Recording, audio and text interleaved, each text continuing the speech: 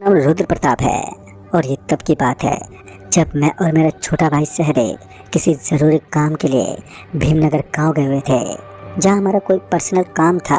और उसके बाद जैसे ही काम ख़त्म हुआ तो हमें वहां से वापस निकलना था।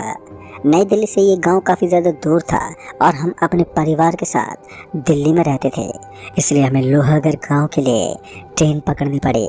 वहां से हम सीधे भीमनगर पहुंचे। हमारा काम ख़त्म हो गया था और हम दोनों को वापस निकलना ही था, तो हमने सोचा कि जब हम दोनों इतनी दूर आ ही गए हैं तो किसी जगह पर रुक जाते हैं और आराम से विश्राम करने के बाद वापस से लौट जाएंगे। और यही सोचकर मैं और मेरा छोटा भाई सहदेव वहाँ के एक होटल पर रुक गए। फिर हमें पता नहीं चला कि कब वक्त बीत गया।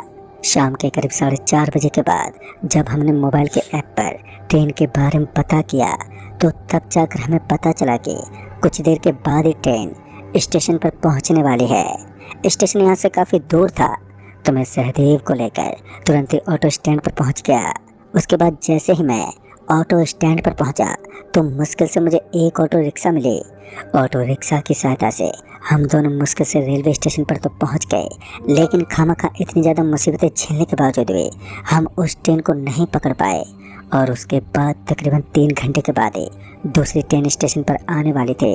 मुझे इस चीज़ से काफ़ी ज़्यादा बुरा लगा कि मैं ट्रेन को नहीं पकड़ पाया। फिर हम दोनों स्टेशन के काउंटर पर पहुंच गए और टिकट कटवाकर वापस से स्टेशन पर ही आकर बैठ गए।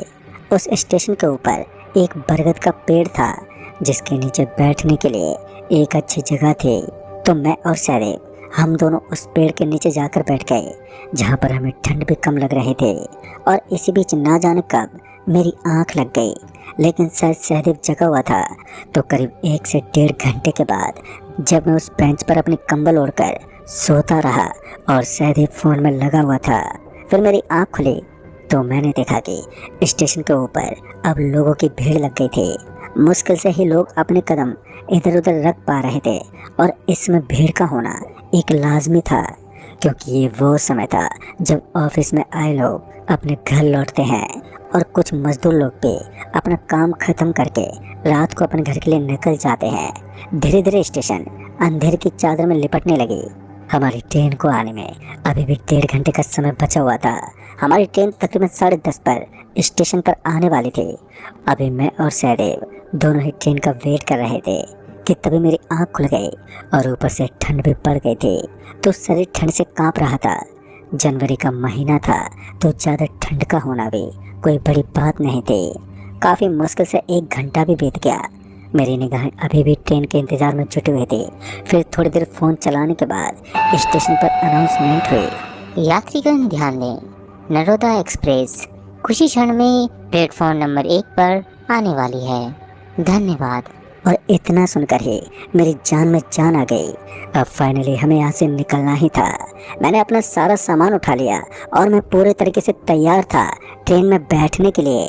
तभी सहदेव ने कहा, अरे भैया एक काम करता हूँ, मैं एक सिगरेट लेकर आता हूँ, आप ट्रेन की बोगी में चढ़ जाना। लेकिन अभी तो ट्रेन स्टेशन पर पहुँची नहीं थी। मैंने सहदेव को कहा, अरे एक नहीं यार, 2 लेकर आ जाना, मैं तुम्हारा वेट कर रहा हूँ, ठीक है। इतना कहकर वो वहीं पर मौजूद एक दुकान की तरफ चला गया।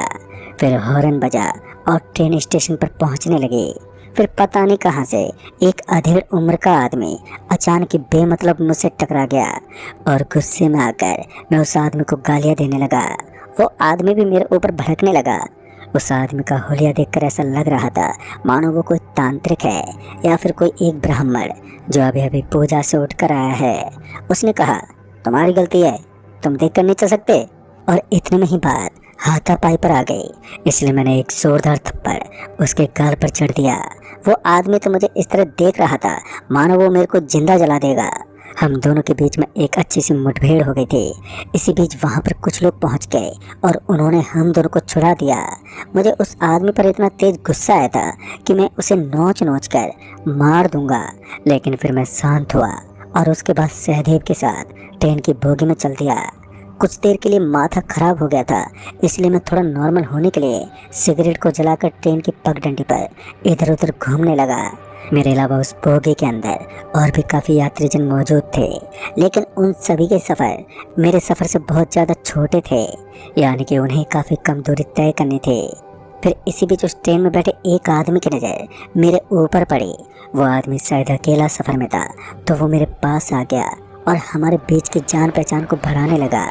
उस आदमी की बातों से मुझे ऐसा लग रहा था कि ये मेरे साथ कुछ करना चाहता है, जैसे बिना बुलाए मेरे पास आना और फिर अजीब ढंग से दोस्ती करना। देर रात तक हम दोनों स्टेशन पर हुई हाथापाई के बारे में ही बातें करते रहे और उसके बाद ट्रेन स्टेशन पर रुकने लगी। जैसे ही ट्रेन स्टेशन पर रुकी तो वो आदमी भी बोगी से नीचे उतर गया, लेकिन उसका आधा सामान ट्रेन में ही रह गया था। एक सफ़ेद रंग का बैग बोगी में ही छूट गया था। ये बताने के लिए मैं उसे आवाज़ देने लगा, लेकिन जैसे वो मेरी बात सुनने के मूड में नहीं था। तभी मैंने सोचा कि अगर मैं ट्रेन से नीचे उतरकर उसे सामान देने के लिए गया तो ट्रेन निकल जाएगी। इससे अच्छा है इसका सामान यहीं रहने देता हूँ। इस आदमी से संपर्क करके इसका सामान लौटा दूंगा, क्योंकि पहले उस आदमी ने मुझे अपना नंबर दे दिया था। और तभी तो मुझे इतना आश्चर्य हो रहा था कि इतनी जल्दी यह आदमी मुझसे इतनी गहरी दोस्ती क्यों बनाना चाहता है। मैं उस सामान को खोलकर ये देखने ही वाला था कि उसके अंदर रखा क्या है कि इतने में ही सहदेव ने मुझे रोक लिया और कहा, नहीं भैया, हमें किसी के सामान के साथ इस तरह छिड़खानी नहीं करनी चाहिए। क्या पता बैग के अंदर कोई विशेष चीज़ रखी हुई हो। फिर मैंने सहदेव की बातों को सही समझा और उस बैग की चैन को वापस से बंद कर दिया। तभी उस आदमी का मैसेज आया, मुझे पता था तुम उस थैले के साथ छेड़खानी ज़रूर करोगे। अब जब तक तुम उसको किसी दूसरे आदमी को नहीं सौंप दोगे वो तुम्हारा पीछा नहीं छोड़ेगा। उसके अंदर एक अभिमंत्रित चीज़ है। जिस आदमी से तुमने लड़ाई की थी यह वस्तु उसी आदमी ने मुझे दी थी और वो मेरा सगा भाई है, इसलिए अब तुम बड़ी मुसीबत में फंस गए हो। अगर गलती से बैग फेंका तो तुम्हारी मौत भी हो सकती है। उस आदमी की बात सुनकर मुझे उस पर बहुत जोर का गुस्सा आया, लेकिन उस समय मैं कुछ कर भी नहीं सकता था। मुझे लगा कि शायद वो आदमी झूठ बोल रहा है, इसलिए मैंने उस बैग को उठाया और फिर ट्रेन की बोगी से बाहर फेंकना चाहा। लेकिन तभी मुझे बोगी के दरवाजे पर सफ़ेद लिबास में लिपटी एक महिला खड़ी दिखी। उस महिला को देखकर एकदम से मैं डर गया। इससे पहले इस बोगी के अंदर मुझे सफ़ेद कपड़े पहने कोई भी महिला नजर नहीं आई थी। उसके बाल बुरी तरह से बिखरे हुए थे। तभी उसने अपनी गर्दन एकदम से पीछे मोड़ दी। पूरी गर्दन को इस तरह मुड़ा हुआ देखकर मैं तो पीछे हट गया और उस ट्रेन की एक सीट पर गिर पड़ा। तभी मैं हकलाते हुए सहदेव को आवाज़ देने लगा, लेकिन जब मैं वहाँ पर पहुँचा तो उस बोगी के दरवाजे पर कोई भी नज़र ही नहीं आया। अब ये तो बात साफ हो गई थी कि इस बैग के अंदर ज़रूर कोई अजीब सी चीज़ रखी हुई है। ना चाहते भी मुझे उस थैले को खोलना पड़ा और जैसे ही मैंने उस बैग को खोला तो मैं बहुत ही बुरी तरह डर गया, क्योंकि उस बैग के अंदर किसी आदमी के शरीर के कटे हुए टुकड़े थे। जब सहदेव ने यह नज़ारा देखा तो वो भी पूरा सुन्न पड़ गया। तभी हमें ऐसा लगने लगा कि हमारे चारों तरफ कोई है और अभी मैं और सहदेव इधर उधर देख ही रहे थे कि तभी हमें वही महिला बोगी की सीट पर बैठी हुई नजर आई। उसके बाद उस महिला ने बड़ी ही धीमी आवाज़ में कहा, अगर अपने आप को जिंदा देखना चाहते हो तो इस मांस और हड्डी से भरे हुए बैग को रोहिणी स्टेशन के ऊपर उतार देना। और हाँ, याद रहे, अगर तुमने ये काम पूरा नहीं किया तो फिर मैं तुम्हारा खून पी जाऊंगी। उस औरत की बात सुनकर मैं तो पूरा सहम गया था, तो सहदेव भी डर के मारे थर-थर कांपने लगा। दोस्तों कहते हैं हमें किसी इंसान का हुलिया देखकर उसकी औकात का अंदाज़ा नहीं लगाना चाहिए, और ऐसा सच भी है। अगर मैं उस आदमी से इतनी बदतमीजी ना करता शायद मुझे आज ऐसा खतरा देखने को बिल्कुल भी नहीं मिलता, या फिर मैं इस मुसीबत में नहीं पड़ता। फिर एक बार मेरे फ़ोन की घंटी बजी और इस बार जब मैंने फ़ोन उठाया तो सामने की तरफ वही आदमी बोल रहा था जिसके और मेरे बीच में लड़ाई हुई थी। उस आदमी ने कहा, भाई साहब क्या हाल है आपके? लो अब तुम भी हमारे जाल में फंस गए। अगर तुम इस काम को पूरा नहीं कर पाए तो तुम भी और लोगों की तरह ही दर्द में तड़प तड़प कर मरोगे। मुझे इतना तो विश्वास हो चुका था कि इस काम के पीछे उन लोगों का कोई फ़ायदा तो है, वरना ये काम करने के लिए वो लोग मुझे इतना मजबूर नहीं करते। उसके बाद जैसे ही ट्रेन रोहिणी नाम के उस स्टेशन के पास पहुंची तो मैं उस थैलों को लेकर ट्रेन के दरवाजे के पास पहुंच गया। मेरे पीछे पीछे सहदेव भी था। जैसे हम बोगी के दरवाजे के पास गए तो हमारे पीछे से कोई चिल्लाते हुए बोला, अबे पागल हो क्या? यहाँ कोई नहीं उतरता। अगर इस स्टेशन पर उतरे तो मारे जाओगे। लेकिन मैंने एक बार भी पीछे मुड़कर नहीं देखा। फिर हम दोनों जैसे उस स्टेशन पर उतरे तो हमने देखा कि सच में वो स्टेशन बड़ा ही वीरान था। चारों ही तरफ अंधेरे ने देखा कि सच में वो स्टेशन बड़ा ही वीरान था। चारों ही तरफ अंधेरा पसरा हुआ था और उस घनघोर अंधेरे के बीच हमें बहुत ही छोटी सी रोशनी दिखाई दे रही थी। वो रोशनी स्टेशन से थोड़ा आगे थी और वहीं पर एक वीरान इलाका था। वैसे तो पूरा स्टेशन ही सुनसान था, लेकिन जहां मुझे एक हल्की रोशनी नजर आ रही थी उस जगह पर मुझे कुछ लोग कुर्सी के ऊपर बैठे हुए दिख रहे थे। जैसे ही मैंने अपने फ़ोन की टॉर्च को ऑन किया तो मेरे फ़ोन की स्क्रीन एकदम से फ्लिप करने लगी। ऐसा लग रहा था मानो कोई मेरे फ़ोन को चलाने की कोशिश कर रहा है। सहदेव ने तुरंत ही टॉर्च को ऑफ करने को कहा। जैसे मैंने मोबाइल की फ्लैश को ऑफ किया तो अचानक अजीब हरकतों का होना बंद हो गया। फिर हम लोगों को लगा कि शायद हमें इस बैग को उसी रोशनी के पास पहुंचाना होगा जहां पर हमें वो कुछ लोग बैठे नजर आ रहे थे। पता नहीं क्यों, लेकिन काफ़ी देर से ऐसा फील हो रहा था जैसे हमारे आजू बाजू में कोई तो है और हमारे साथ साथ टहल रहा है। हम दोनों को बहुत डर लग रहा था, लेकिन अपनी जान बचाने का सिर्फ यही रास्ता था। तो हम दोनों चुपचाप से उस रोशनी के पास पहुंचे जहां हमें 4 कुर्सियां और कुछ लोग दिख रहे थे। फिर जैसे हम उस रोशनी के पास पहुंचे तो हमने देखा कि वहाँ तो कोई स्कूल बना हुआ था और उस स्कूल के ऑफिस की पिछली खिड़की से हमें कुर्सियाँ दिखी थी। मैंने उस बैग को नीचे रखा और उसे दोबारा उठाने की कोशिश करने लगा तो वो बैग उठ ही नहीं रहा था। वो इतना भारी हो गया था कि मैं और सहदेव दोनों मिलकर उसे नहीं उठा पाए। फिर जब हमने उस थैले की तरफ देखा तो हमने पाया कि उस बैग को 2 हाथों ने बहुत ही कस के पकड़ रखा था। वो दोनों हाथ जमीन से उखड़े हुए थे। ये देखकर तो मेरे होश ही उड़ गए।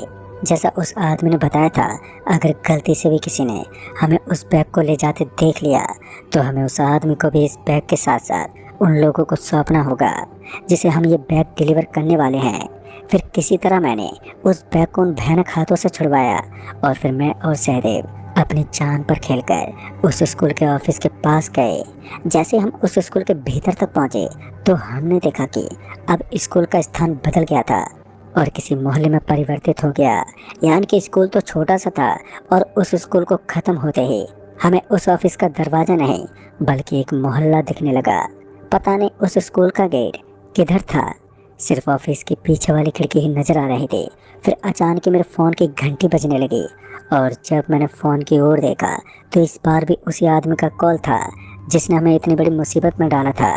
फिर उस आदमी ने कहा, तुम्हारे आजू बाजू में सफ़ेद कपड़ों की एक महिला घूम रही है, याद रहे यहाँ पहुँचने के बाद उसे देखना नहीं है। अगर गलती से भी तुमने 5 सेकंड के लिए उसकी तरफ देख लिया तो वो महिला तुम दोनों का खून पी लेगी। उस आदमी के बताने से ऐसा लग रहा था मानो ये महिला उसी के काबू से चलती है और यहाँ पर आने के बाद वो आदमी अपना कंट्रोल खोने लगता है। फिर हम उस बैग को लेकर धीरे धीरे उस मोहल्ले के अंदर की गहराइयों तक जाने लगे और फिर हम दोनों एक ऐसी जगह पर पहुंचे जो सच में एक नॉर्मल इंसान की सोच से परे थी। वो एक मंदिर था और उस मंदिर के ऊपर किसी भूत की प्रतिमा बनी हुई थी। मुझे ये विश्वास हो गया था कि ये मांस इसी भूत की प्रतिमा के ऊपर चढ़ाई जाने वाली है। मैंने उस आदमी से बहुत हाथ जोड़े और उसके सामने गिड़गिड़ाने लगा, लेकिन वो मुझे भयंकर सज़ा देने पर तुला हुआ था। हम दोनों अपनी मौत को दावत देने के लिए उस मंदिर में चले गए। जैसे मैंने अपना पहला कदम उस मंदिर में रखा तो वहाँ का सन्नाटा अब अपने जोरों पर था। ऐसा लग रहा था मानो अब तूफान के पहले की शांति है। मंदिर के अंदर लकड़ी जलने की आवाज़ आ रही थी। फ़ोन अभी भी चालू ही था और लाइन पर होने के कारण वो सारी बातें हमें एक एक करके बता रहा था। और उस आदमी ने कहा, अब तुम दोनों में से एक को मरना होगा, क्योंकि यहाँ प्रवेश करना तो बहुत ही आसान है, लेकिन 2 जनों के लिए एक साथ इस मोहल्ले से बाहर निकलना लगभग नामुमकिन है। मैं उस आदमी पर चीखने लगा और उस आदमी को फ़ोन पर ही गाली गलौज करने लगा। इसी बीच में भूल गया कि वो आदमी हमारी आखिरी उम्मीद है यहाँ से बचकर निकलने के लिए। और फिर उस आदमी ने फ़ोन काट कर स्विच ऑफ कर दिया। मेरे हाथ में मौजूद उस थैले को अचानक ही कुछ कीड़े काटने लगे और उन ढेर सारे कीड़ों ने मेरे हाथ को भी खोखला कर दिया था। ये सिर्फ 1 सेकंड में हुआ जिसका मुझे अंदाज़ा भी नहीं था। मेरे हाथ से मांस बाहर निकल गया था। ये पहली बार था जब मैं कुछ अजीब से कीड़े देख रहा था जो बहुत ही खतरनाक थे और इंसान को खोखला कर सकते थे। मैं और सहदेव पीछे हट गए। जब सहदेव ने मेरे हाथ से खून टपकता हुआ देखा तो वो भागते उस मंदिर से बाहर निकल गया, लेकिन जैसे वो बाहर गया तो उसने देखा कि कुछ लोग रोबोट की तरह अपनी गर्दन को नीचे झुकाकर इधर उधर घूम रहे थे। डरा देने वाली बात तो ये थी कि उन सभी की गर्दन नीचे की तरफ मुड़ी हुई थी और वो उसी महिला की तरह दिख रहे थे जो हमें ट्रेन के अंदर नजर आए थे। उस मंदिर के अंदर हमें अजीब सी आवाज़ें आने लगी। वो आवाज़ें कुछ इस तरह की थी, तुमने इस थैले को इसकी सही जगह तक नहीं पहुंचाया, अब इसके बदले तुम्हें मौत मिलेगी। ये उसी महिला या यूँ कहें कि उसी डैन की आवाज़ थी। मेरे और सहदेव के पास अब सिर्फ यहाँ से भागने का रास्ता बचा था, तो हम दोनों उस मंदिर से दुम दबाकर भागने लगे। उस मोहल्ले को पार करते करते हमारे पसीने छूट गए। हमने बहुत ही मशक्कत की, लेकिन हम दोनों लोग उस मोहल्ले को पार नहीं कर पाए। जहाँ से हम भागना शुरू करते थे वापस से उसी जगह पर आकर थम जाते, जो हमें बहुत ही ज़्यादा इरिटेट कर रहा था। और उस मोहल्ले का ऐसा कोई स्थान ही नहीं था जहाँ हम सुरक्षित रह सकें। लेकिन जितनी देर हम दोनों भागते रहे, इतनी देर तक वो महिला हमें कहीं भी नजर ही नहीं आई। उसके बाद अब हम दोनों बहुत ही बुरी तरह थक गए थे, इसलिए मैं और सहदेव दोनों ही उस मंदिर के पास मौजूद एक पेड़ के नीचे जाकर बैठ गए। अब हमारे अंदर की हिम्मत टूट चुकी थी। मैं तो इतनी बुरी तरह से फंस गया था कि मैं उस पेड़ के नीचे बैठकर रोने लगा था। तभी मुझे एक आवाज़ आई, विलाप करने से कुछ नहीं होगा, अगर यहाँ से जिंदा बचकर निकलना है तो कुछ नुस्खों को अपनाना पड़ेगा। पूरी गारंटी तो नहीं है कि तुम दोनों यहाँ से निकल जाओगे, लेकिन अगर 1.5 घंटे से पहले अगर तुम इस मोहल्ले से नहीं निकले तो जलकर भस्म हो जाओगे। मैंने पलटते पीछे देखा तो मैंने पाया कि उस पेड़ के नीचे सफ़ेद चादर ओढ़े एक आदमी लेटा हुआ था। शायद उस आदमी ने ठंड की वजह से उस चादर को ओढ़ रखा था। तभी उस आदमी ने बताया कि उसे भी इसी तरह से इस जगह भेजा गया था। जिस आदमी ने हमें भेजा है उसी प्रकार उसे भी धोखे से वो सामान दिया गया था। कहते हैं उस सामान में बस मांस की हड्डी होती है और उस मांस और हड्डी को हमें उस मंदिर के पुजारी तक पहुंचाना होता है। उस मंदिर का पुजारी एक राक्षस है।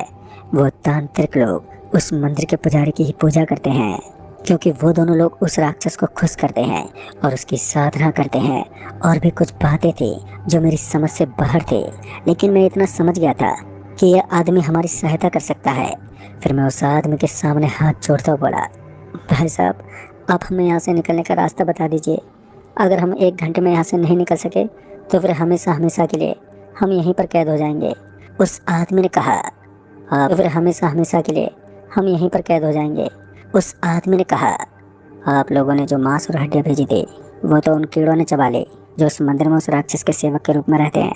1 घंटे बाद वो राक्षस अपनी पूजा से उठ जाएगा और भूख के मारे तड़पते हुए वो किसी इंसान को ढूंढने वाला है। इससे पहले आप यहाँ से निकल जाइए। फिर उस आदमी ने कहा, वैसे तो यहाँ से निकलना बहुत मुश्किल है, लेकिन कोशिश करना आपका काम है। आपको इस मोहल्ले के पीछे वाले भाग में जाना है जहाँ आपको कूड़ा कचरा मिलेगा। वहीं से एक बस निकलेगी जिसका समय 1:34 का होगा।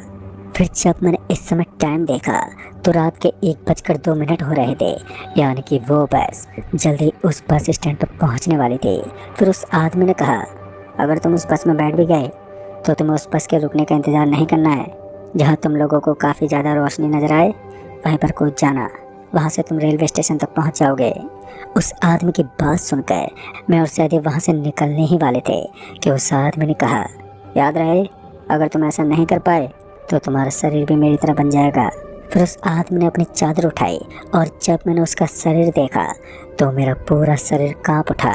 दरअसल मैंने देखा कि उस आदमी का पूरा शरीर जला हुआ था और उसके शरीर के अंदर से जलने की बदबू आ रही थी। उसके बाद उस आदमी ने बताया कि वो महिला अब हमारा पीछा नहीं करेगी, क्योंकि इस मंदिर के करीब से निकलते ही वो फिर किसी का पीछा नहीं करती। फिर हम दोनों ही वहाँ से उस मोहल्ले के पीछे वाले कचरे की भाग की तरफ गए तो वहाँ नालों का पानी भरा हुआ था। मुझे लग रहा था कि शायद वो आदमी झूठ बोल रहा था, क्योंकि यहाँ तो एक छोटा सा स्टैंड था। दिखने में ऐसा लग रहा था मानो यह कोई बैठने की जगह हो। लेकिन कुछ देर के बाद इंतजार करते ही वहाँ पर एक बस पहुँच गई।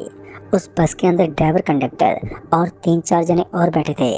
जब हम बस में चढ़े तो उस बस में एक अजीब सी खामोशी बनी हुई थी।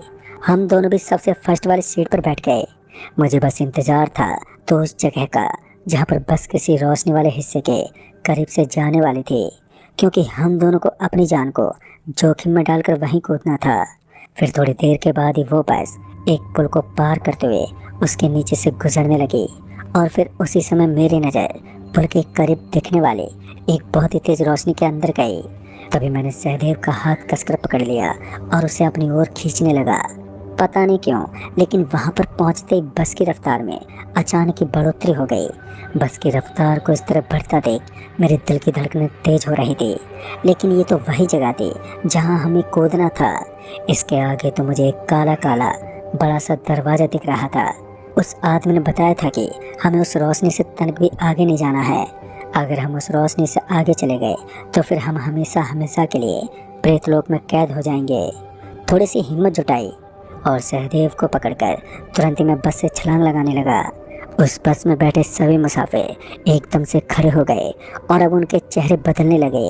वो हमें रोकने की कोशिश ही कर रहे थे, लेकिन इससे पहले हम दोनों बस से नीचे कूद गए। ताज्जुब की बात तो ये थी कि जोर से कूदने के बाद भी हमारे शरीर पर कहीं खरोंच तक नहीं आई। बात यहीं पर ख़त्म नहीं हुई। बाद में हमें उस रोशनी की तरफ भागना था जो हमें नज़र आ रही थी, और उसके बाद मैं और सहदेव धूम दबाकर उस रोशनी की तरफ भागने लगे। भागने की वजह से अब हमारी सांसें उखड़ रही थी, लेकिन इसके अलावा कोई और चारा भी नहीं था। किसी तरह हम दोनों उस रोशनी के बहुत अंदर तक चले गए और फिर अचानक ही मेरे सर में ज़ोर से लगी। और जब हमने दोबारा अपनी आंखें खोली तो हमने पाया कि हम उस स्कूल के ऑफिस के पीछे खड़े थे जहां से हमने उस मोहल्ले में प्रवेश किया था। वापस से पलटकर हम लोग स्टेशन पर पहुंच गए। स्टेशन पर पहुंचने के बाद हमारे फ़ोन में वापस से नेटवर्क आने लगा और हमने इमरजेंसी कॉल की सहायता ली और हम उस स्टेशन से बचकर निकल गए। वो रात मेरी ज़िंदगी की एक ऐसी क़यामत भरी रात थी जिसको मैं आज तक भुला नहीं पाया।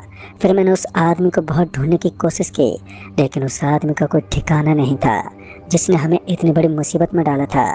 फिर सुबह होने के बाद जब मैंने उस स्टेशन के स्कूल और मोहल्ले के बारे में पता किया तो मुझे पता चला कि वहाँ ऐसा कुछ है ही नहीं। फिर हम लोग किस मोहल्ले में पहुँच गए थे। दोस्तों, उस रात जो हुआ था वो वास्तव में एक हकीकत थी, लेकिन सुबह होते ही सब कुछ कैसे बदल गया इस बात को तो मैं आज तक समझ ही नहीं सका। तो दोस्तों, इस कहानी में बस इतना ही। कहानी आपको पसंद आई हो तो वीडियो को लाइक से ज़रूर